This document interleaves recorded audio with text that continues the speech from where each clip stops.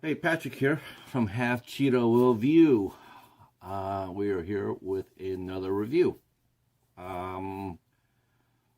Today, we are taking a look at 2021's April, which was written and directed by Darren James King.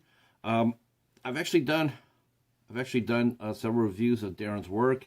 I think he's easily one of the top 25 best directors I've seen since I've been doing reviews. I've got almost 600 reviews. He's definitely in the top 25. He just gets progressively better and better. I've reviewed several of his films, which I'll list down below. The last one that I reviewed was Soft Hands, which was excellent. And today's movie is called, like I said, it's called April. And wow. This is a very, very good movie. But I gotta be honest with you, it's not for everybody. This is easily his darkest film he's ever made. Very gritty, very true to life. A lot of echoing here in America, actually, to tell you the truth. A lot of, you can see a lot of correlations.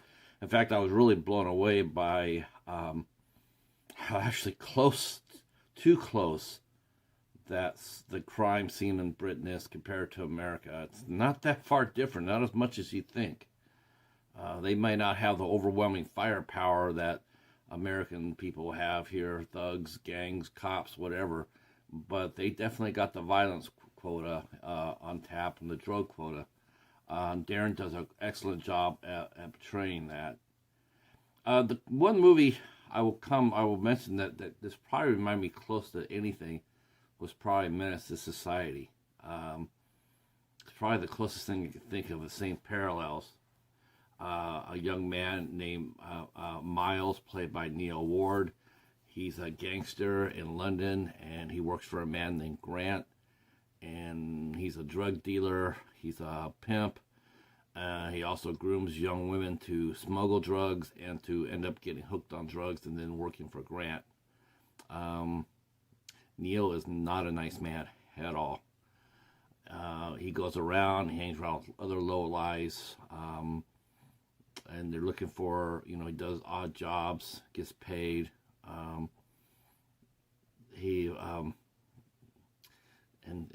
They pick out girls from other girls that they've already turned. They either got them hooked on drugs or the money, or both.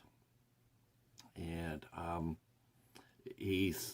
we're supposed to see that he's supposed to be fighting himself. Like he knows he wants to get out, but he makes really no effort to get out.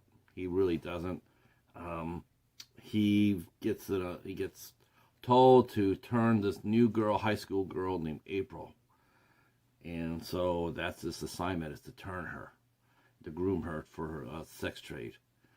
And her friend Chloe is told to help make that happen. We meet Miles' parents, his family. You can see where he got part of responsibility, part of his upbringing. His dad is very abusive and a bully. And even though Miles is a pretty tough guy, and he is, he's still thoroughly intimidated by his father. His father still can still intimidate him. But he's hell on wheels with everybody else. He hangs with a crew, including another gangster named Tommy, who's actually played by Darren himself. And he does a great job, too. Darren's a good actor as well as he is a director. We see Miles go to the different areas of his life, including going to see the mother of his son, who's played by the lovely Kelly Goody, of course. She has a very pivotal scene in this film, and she kills it, absolutely kills it. Um, and actually, I think she came out the best when it came down to kicking Miles's ass, as far as that goes. Well done, good job. So we wanted the story wants to establish Miles as a guy he's in so deep, but he wants to get out, and he's looking for a way out, and he doesn't really find any purpose in life until he meets April, who's a 17-year-old schoolgirl. He's 27, so there's he's got strikes against him.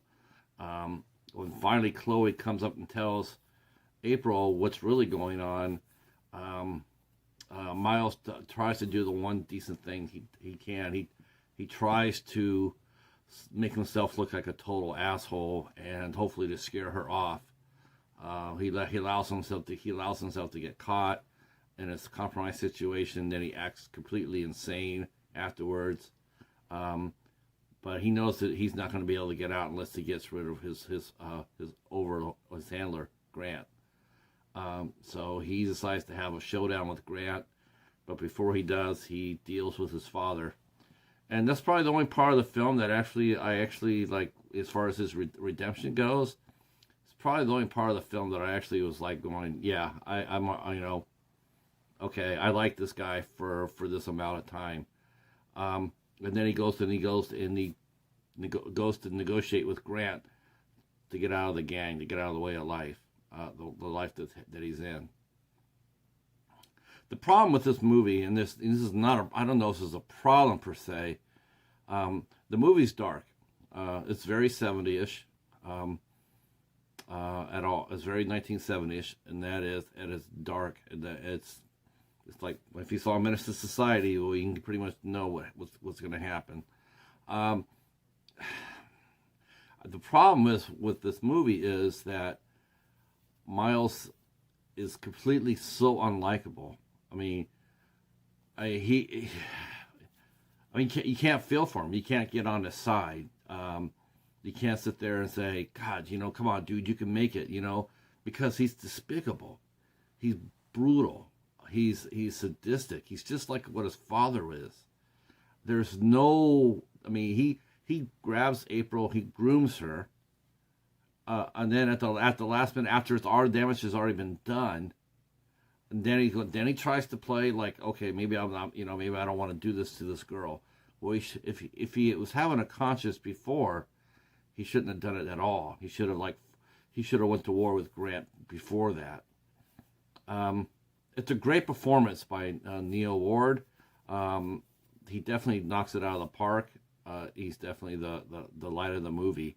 It's extraordinary writing by Darren James King. His character, we're not supposed to like him, and he succeeds. But if we want if we want to root for him to actually like get up and wake up and actually have a conscience to lead the life that he's been living, we needed to see it a lot earlier in the film. We don't, and that's the only thing is, though, it's like he's been struggling. The rest of the supporting cast is excellent as well. Some familiar faces for me to be in here. Dean Kibley's in here. He plays a loan shark. He does a great job. The gentleman who plays Grant is really good as well. That would be Sean Earl McPherson. Yeah, he's pretty cool. He was pretty menacing. I could definitely see why Miles was having a little bit of a time out, but yeah, he gives a really good performance as well as the Kingpin. Like I said before, I really thoroughly enjoyed this film. I thought it was well done. It captured the grit of the city, London. I'm thinking it's London. The emotions that run through all the characters ring true. It was well casted and well acted, as all of Darren's movies are. This is an independent film, but it has much bigger ambitions. And there's some time and some real thought that goes into everything in here. The movie's an hour and a half long. It's rated R for violence and graphic language, drug use. Um, I highly do recommend it, though I will be honest with you, like I said before, this is a great watch. I mean, if you're into gangster films, I mean, yes, this will be a awesome film to add to your collection. As a dramatic film, this is a really good film, but it's a hard film to watch. I don't see a lot of repeat viewings. It's hard. It's a hard movie. It's like crystal. It's beautiful to look at, but hard to the touch, right? So overall, in all, I thoroughly enjoyed it. I thought I think this is a keeper, and me and the Cheetah, we gave it a thumbs up and a paw up, and well done, sir. If you like what you hear, please, I'll leave all the description down below. We'll also be talking to the director of the film, Darren James King. We will be talking to him next week on the 15th of December at 2 p.m. Eastern Time. We'll be interviewing him to talk to him about his career, including April. And so if you guys want to come back and see what his process was in making this film, please do so. I'll leave a link down below. You could also check out the link on my channel as well. All right, that's it for us.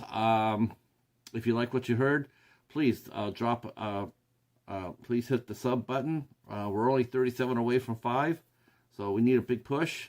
And hit the bell, let you know whenever we drop a new review, and yeah, drop a comment down below as well. I will leave the trailer as well. I don't have the movie per se because it's a screener, so I don't have a copy to show you what it is, but I will put the thumbnail of the cover of the movie. Hopefully down the line, when the movie gets a distributing deal, maybe I can get a physical copy. But for right now, I can only tell you that that the movie's good. I saw it as a screener, and I will try to get a physical copy. All right, that's it for us. I will talk at you soon. Peace.